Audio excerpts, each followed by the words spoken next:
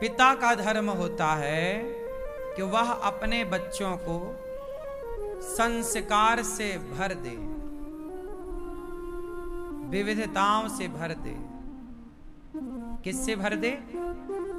संस्कारों से। कोई ये ना कह सके यार तुम्हारा बेटा संस्कारी नहीं है।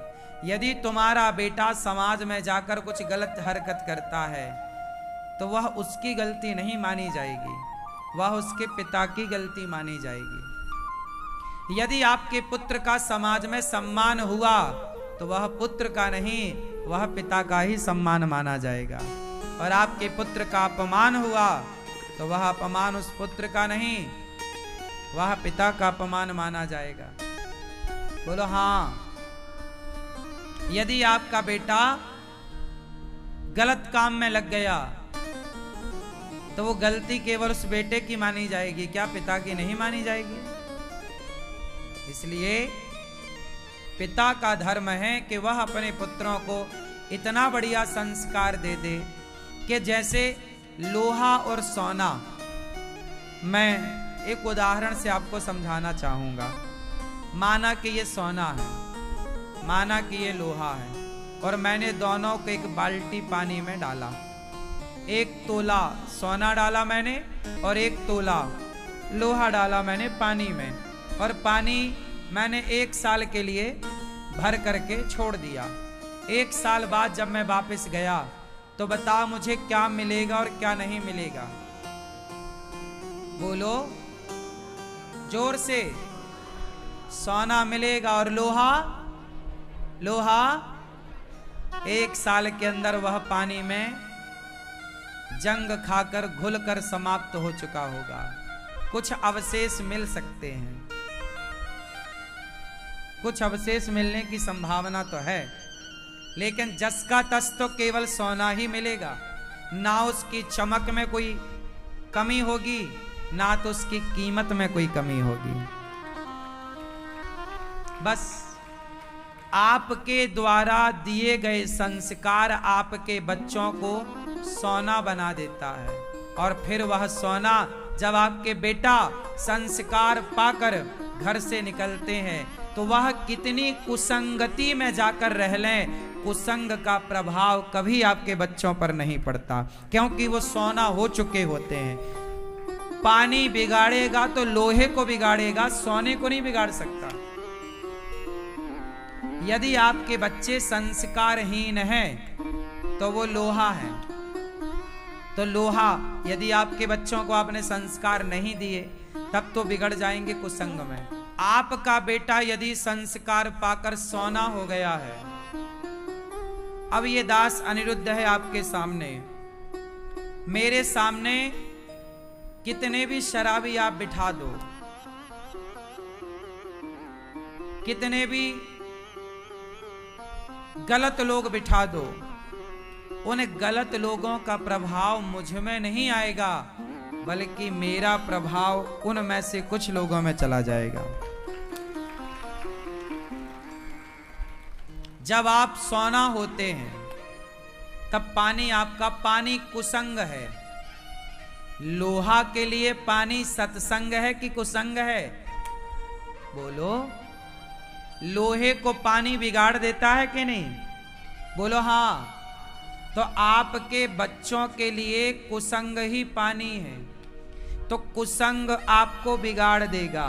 अच्छा, यदि आप लोहा हैं तब तो आपको कुसंग का पानी बिगाड़ेगा, पर आप सोना हो गए तो फिर पानी क्या बिगाड़ेगा? सोने का क्या बिगाड़ेगा?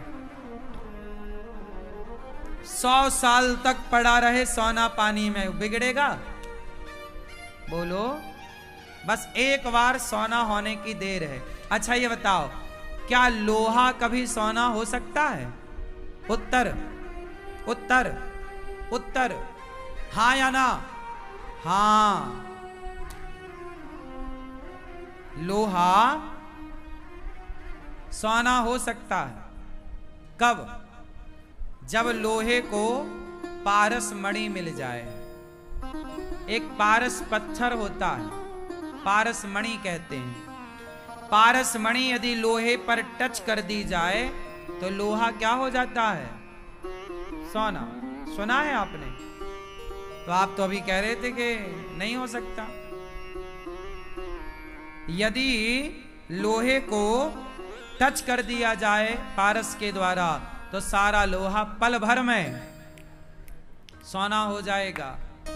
यदि आपके बच्चे लोहा हैं तो सत्संग ही वो पारस है। संतों के और सत्संग के प्रभाव में आते ही आपके बच्चा सोना हो जाएगा। और एक बार संस्कार का, सत्संग का रंग चढ़ा तो फिर कुसंग उनका कभी कुछ नहीं बिगाड़ सकता। सही है? मेरी बात जितने लोग मान लेते हैं वो लोहा से सोना हो जाते हैं। क्यों? मेरी बात जितने मान लेंगे वो लोग लोहे से सोना हो जाएंगे। और एक बार सोना बना तो फिर वो लोहा नहीं हो सकता। पारस के टच से, स्पर्श से लोहा सोना तो बन सकता है, फिर वो सोना कभी लोहा नहीं हो सकता। एक बार व्यक्ति कुसंग का सत्संग में आ जाए तो सुधर सकता है, पर सुधर कर वो खुद भी बिगड़ना चाहे तो उसका मन उसे बिगड़ने नहीं देगा। बस एक बार पक्का वाला सुधर जाए, फिर आप चाह करके भी नहीं बिगड़ सकते। इतनी ताकत है संस्कारों में। इसलिए हमारे पुराने लोग बच्चों को पैसे कम, संस्कार ज्यादा देते थे। कीमत तो देखो बढ़ती है। एक मक्खी की कीमत क्या है? ये लाल मैया, हाँ, कुछ भी नहीं। मैया, एक मक्खी की कीमत क्या है?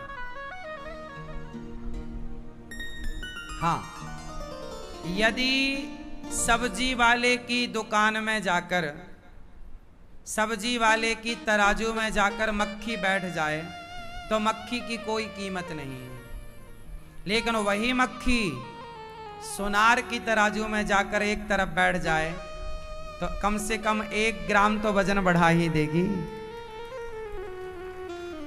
नहीं, यदि वो मक्खी 1 ग्राम की हुई या आधे ग्राम की हुई, मोटी खाते पीते घर की मक्खी की बात कर रहा हूं मैं। बड़ी बड़ी भी तो मक्खी होती हैं। यदि वो जाके सोनार की तराजू में नीचे की कहीं भी बैठ गई, जिस तरफ बैठेगी बढ़ा देगी कि नहीं? बोलो हाँ। 1 ग्राम की भी हुई तो 1 ग्राम सोने की तरफ जाके बैठे तो कितने की हो गई? क्या रुपया चल रहा सोना आजकल? 40,000, 75,000। तो भैया 75,000 1 ग्राम कितने का हुआ? 7,500 लगभग। 7,000 तो कहीं नहीं गए। क्यों?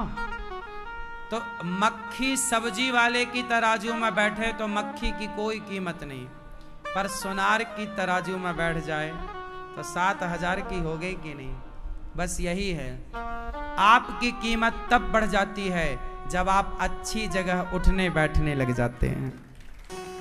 आप यदि सत्संग में बैठेंगे तो आपकी कीमत ऑटोमेटिक बढ़ जाएगी, और गलत जगह बैठेंगे तो आपकी कीमत जो है उससे भी नीचे गिर जाएगी। जैसे आप वृंदावन आए, भागवत में बैठे, तो भागवत में बैठने से आपकी कीमत क्या हुई? बढ़ गई। अरे आप रिश्तेदारों को बताओगे कि हम वृंदावन गए थे और गौरी गोपाल का सब दर्शन करके आए हैं और यहाँ कथा सुन के आए, लोग आपके पास बैठेंगे, पूछेंगे कैसा रहा यात्रा, कैसा रहा दर्शन। तो बताओ, आप जब घर जाएंगे तो आपकी कीमत वृंदावन से जाने के बाद घटेगी कि बढ़ेगी? बोलो हाँ। और आपको कोई शराब की दुकान में खड़ा देख ले,